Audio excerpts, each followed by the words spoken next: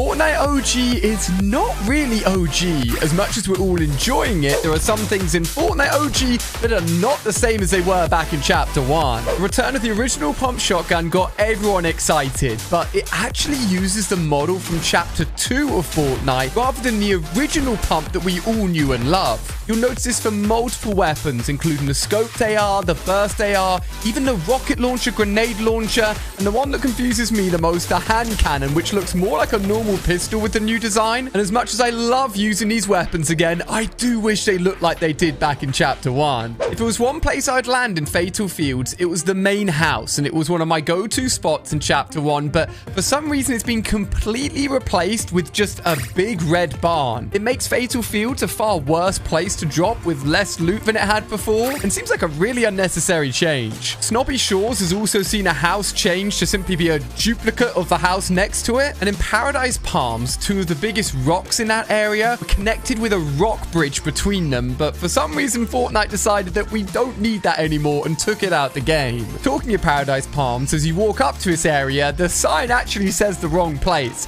It instead says Moisty Palms, which is actually the name of the area that was added later on in Chapter 1 Season X. For any of you that have come across the giant tree on the Fortnite island, I've had a few end games here where I've spent so many bullets trying to shoot this thing down and make sure that enemies couldn't use it to their advantage. But little did I know, despite the fact that you could farm this tree for 200 wood back in the original Chapter 1, now in Fortnite OG, this tree is completely indestructible. So don't do what I do and try and break it with your weapons. We all remember that Loot Lake was a really annoying place to get to. With shallow water that takes ages to stomp through, it is still just as painful, but there are a few little pieces of land that have been added into the island now, which makes it a little bit easier to get around. And talking of water, be careful. If you haven't played the original Fortnite, you won't know that swimming was never in the game, and landing in water and not taking any damage also wasn't a thing. If you jump off of somewhere high and land in the water at Loot Lake, you will take full damage.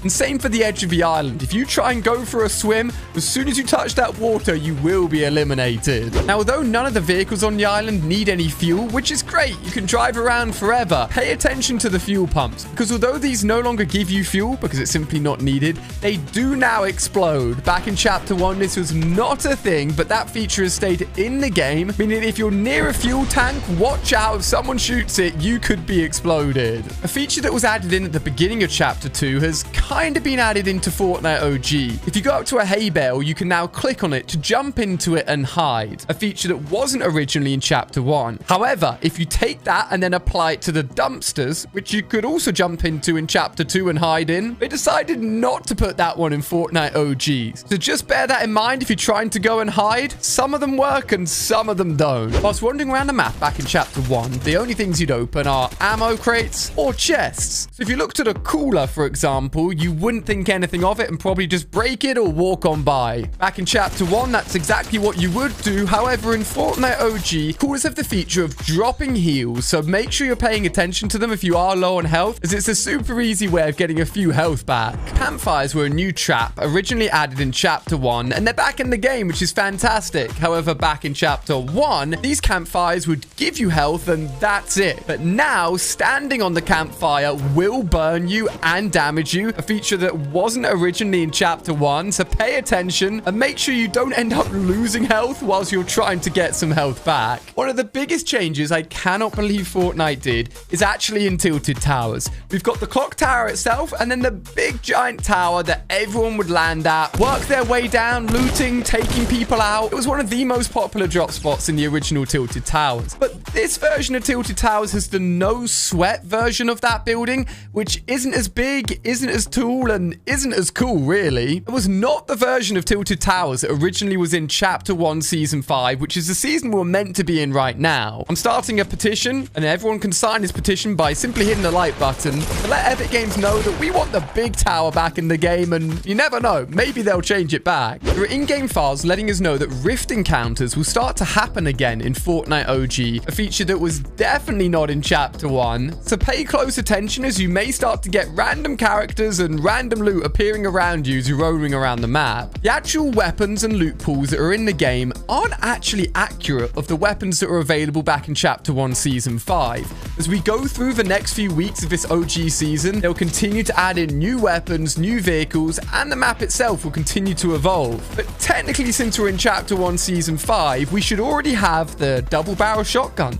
the heavy sniper, dual pistols, compact SMG, minigun, drum gun, clinger, Auto Fortress, even the guided missile launcher that hasn't been seen in the game for thousands of days, and of course the super useful shockwave grenades. The good thing is a lot of these will be added in the next few days as we jump into the next phase of the OG map, which will evolve into the Chapter 1 Season 6/7 island. I cannot wait to land a 300 damage heavy sniper shot onto someone. Make sure you subscribe to see all of these future updates over the next few weeks. You may also have noticed that there's porta bunkers in the loot pool.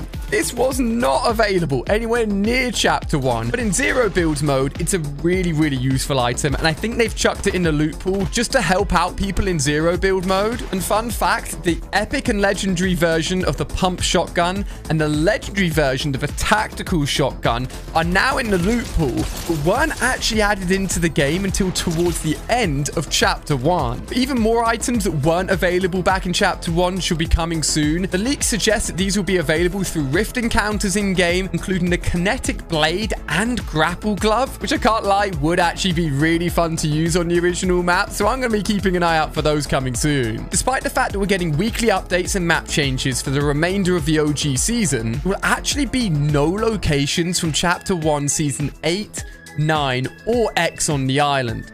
I can't lie, places like Neo Tilted and the updated Mega Mall I wasn't a big fan of, but the entire Season 8 jungle biome, all the futuristic POIs from Season 9, and all the Season X throwback locations are not coming back, guys. By the end of this OG season, in just a few weeks, the island will actually be completely different to whatever was in Chapter 1, with Flush Factory and Frosty Flights on the island at the same time, which has never happened before, as the ice portion of the map won't take up as much of the island this time, which I actually think is a really good thing. And Dusty Divot and the Comet will be on the island together for the first time as well. Lots more vehicles will be coming back, including the dirt bike, which is only added into far later chapters of Fortnite. And they're actually buffing the spawn rates of all the vehicles that will soon be coming to the game, so there's an easier chance of you getting the dirt bike, quad crashers, planes that will be returning, pirate cannons, and the drift boards, making them a lot easier to get and making getting around the island a lot quicker as well. So although that's not accurate to Chapter 1, I think everyone will appreciate it. And don't worry, although ATKs and shopping carts were actually vaulted back in Chapter 1 Season 8, they will remain alongside all the other vehicles as they're added in for the rest of the OG season. So although Fortnite OG isn't really as accurate as the OG Chapter 1 map and the things that are on it, I think all of these changes are actually a really good thing. I'm so excited for the rest of this season. To find out more about what's coming soon, click on screen here to keep on watching. So much is happening over the next few weeks, so I'll see you on this video with even more info.